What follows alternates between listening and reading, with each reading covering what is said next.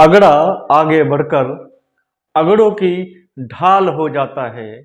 अगड़ा आगे बढ़कर अगड़ों की ढाल हो जाता है और दलित पिछड़ा एक सवाल सवाल बस सवाल हो जाता है, सवाल हो जाता है। बताइए आप लोग का इशू क्या है सबसे बड़ा?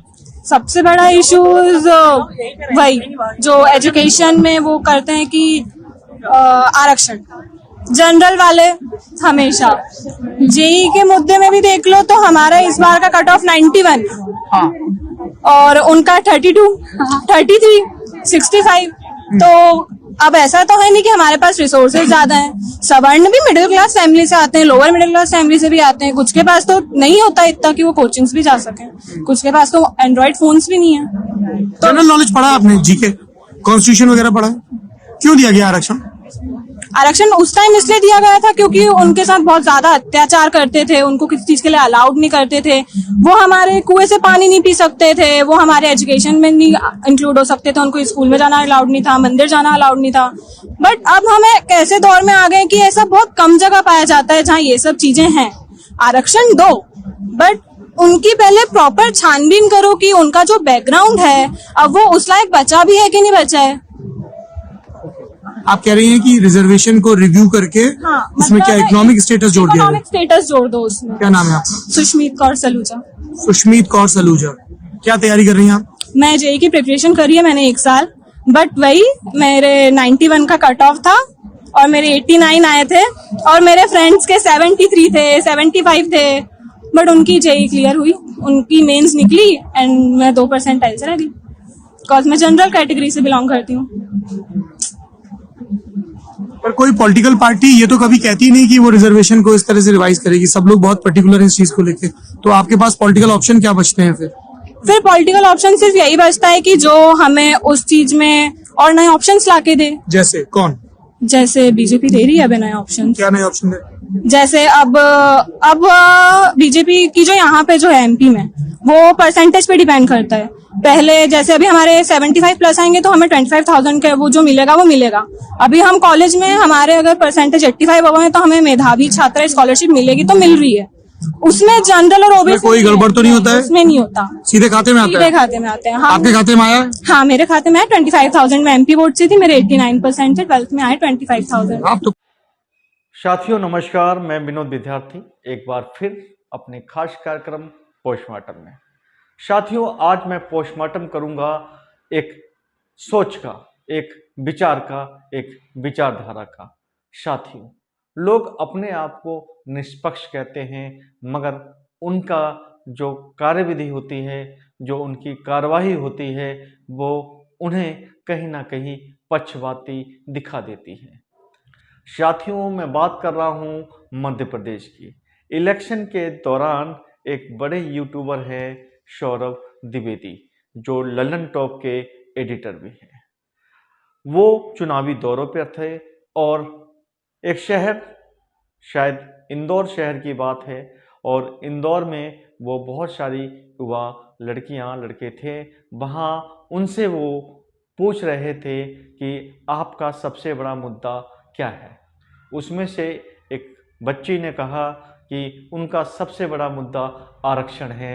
आरक्षण ने हमें बहुत ज़्यादा नुकसान पहुंचाया है, और उसने दलील दी कि मैंने 89% का स्कोर किया और मेरे कुछ साथी थे जो रिजर्व कैटेगरी से आते थे, उन्होंने 72, 75 और इसके रेंज में स्कोर किया और उनका जेई मेन में हो गया। क्योंकि मैं जनरल कैटेगरी से थी इसलिए मेरा वहाँ पर नाम नहीं आ पाया, मेरा वहाँ पर नाम नहीं आया। इसका कारण ये था कि मेरी जो सीट थी वो आरक्षित विद्यार्थियों के पास चली गई।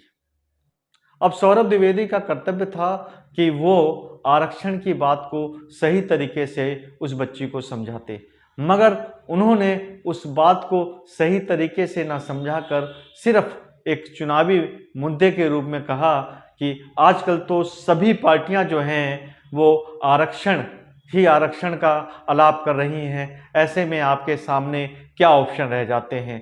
तो उस लड़की ने कहा कि बीजेपी एक ऐसी पार्टी है जो कभी ना कभी आरक्षण का विरोध भी करती है और आरक्षण को समाप्त भी कर सकती है, इसलिए हम जो वोट करेंगे वो वोट जो है वो बीजेपी को जाएगा। अब सौरभ द्विवेदी शायद ये चाहते ही थे कि लोगों के बीच में एक ये संदेश जाए कि भाई अगर आपको आरक्षण की समाप्ति चाहिए, अगर आप आरक्षण को समाप्त करना चाहते हैं तो फिर आप बीजेपी को वोट कीजिए और जहां पर जरूरत पड़ेगी हम आरक्षण का समर्थन कर देंगे, ताकि जिन लोगों को आरक्षण मिला हुआ है वो भी एक विशेष पार्टी की तरफ अपना रुख कर सके। सौरभ द्विवेदी ने उस छोटी बच्ची को, जो अभी 17, 18, 20 साल की होगी, उसे नहीं पता आरक्षण क्यों, कैसे और किस लिए किया गया और उसका उद्देश्य क्या था। भाई नौकरी देना आरक्षण का उद्देश्य कभी भी नहीं रहा।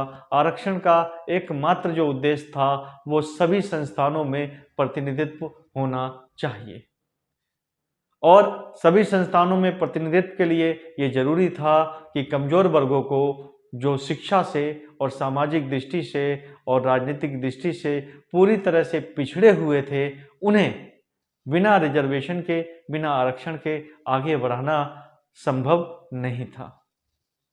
इतनी सी बात सौरभ द्विवेदी जी नहीं बता पाए, जो उनकी नीयत पर सवाल उठाती है, जो उनके अगड़े होने पर, अगड़ों की ढाल बनने पर सवाल उठाती है। अगर आप अगड़े हैं, आप आरक्षण का समर्थन नहीं करते हैं, आप आरक्षण का विरोध करते हैं, तो आप इसे करिए, ये आपका अधिकार है। आप जिस तरह की विचारधारा रखते हैं, इस देश में विचारधाराओं के अधिकार सभी को मिले हुए हैं, परंतु आप पक्षपात करते हुए भी अपने आप को निष्पक्ष दिखाने का जो काम करते हैं वो बेहद निंदनीय है और उसकी जितनी भी निंदा की जाए वो कम है। उस छोटी बच्ची को वास्तव में पता नहीं था, शायद उसके दिमाग में ये जहर उसके पेरेंट्स के द्वारा भरा गया हो कि आरक्षण ही है जिसकी वजह से हम अभी तक बहुत पीछे हैं, मगर उन पेरेंट्स ने कभी नहीं बताया होगा कि आरक्षण जिसकी वो निंदा करते हैं मगर वो जाति का समर्थन करते हैं, आरक्षण जिसकी वो निंदा करते हैं मगर अगड़े पिछड़े होने का वो समर्थन करते हैं, आरक्षण जिसकी वो निंदा करते हैं परंतु ऊंच और नीच की भावना उनमें कूट कूट कर भरी हुई है। वो आरक्षित वर्गों के लोगों को आगे बढ़ते हुए देखना ही नहीं चाहते। अगर कोई गलती से बाई मिस्टेक उनके बराबर में आके खड़ा हो जाए तो उनको ये बात पचती नहीं है, उनके पेट में लगातार मरोड़े मारती हैं और उनको पेचिश जैसी बीमारी लग जाती है, वो उसको सहन नहीं कर पाते हैं। साथियों, आपको ऐसे लोगों का विशेष ध्यान रखना होगा जिन्होंने अपने चेहरे पर कई चेहरे लगा रखे हैं। उनका जो चेहरा दिखता है वो उनके चरित्र से बिल्कुल भी नहीं मिलता है। उस छोटी बच्ची से मुझे किसी भी प्रकार का कोई गिला नहीं है, क्योंकि वो निर्दोष है। उसे जैसा समाज ने बनाया है वैसा वो बन गई है और वो उसी तरह की बातें कर रही है जैसी बातें अगड़ा समाज सुनना चाहता है।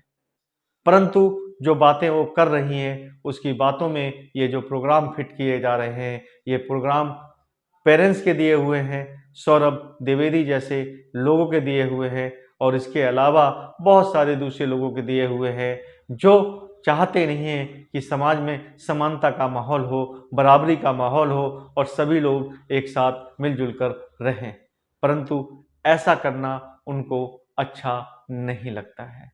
10% वालों को 10% का आरक्षण यानी कि हर व्यक्ति को आरक्षण मिल रहा है, जबकि अभी भी पिछड़ों में 65% पिछड़ों को 27% आरक्षण मिल रहा है और अन्याय तो यहाँ पर है।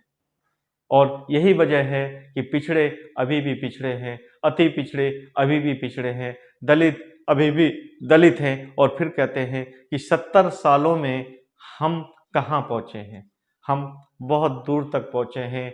जरा नज़र उठा के तो देखिए, आपकी हर बात का जवाब आज आपको मिलता है, इसीलिए शायद आप नहीं चाहते हैं कि दलित पिछड़े पढ़े लिखे आगे बढ़ें, ताकि आपको ऐसे जवाब सुनने को ना मिले।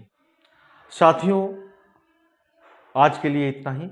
फिर किसी खबर का पोस्टमार्टम हम करेंगे, और अगर आपको ये खबर अच्छी लगी तो प्लीज़ चैनल को सब्सक्राइब करें, खबर को लाइक करें, ये वीडियो ज़्यादा से ज़्यादा दोस्तों में शेयर करें और कमेंट करना ना भूलें। फिर मिलेंगे, जब तक के लिए नमस्कार।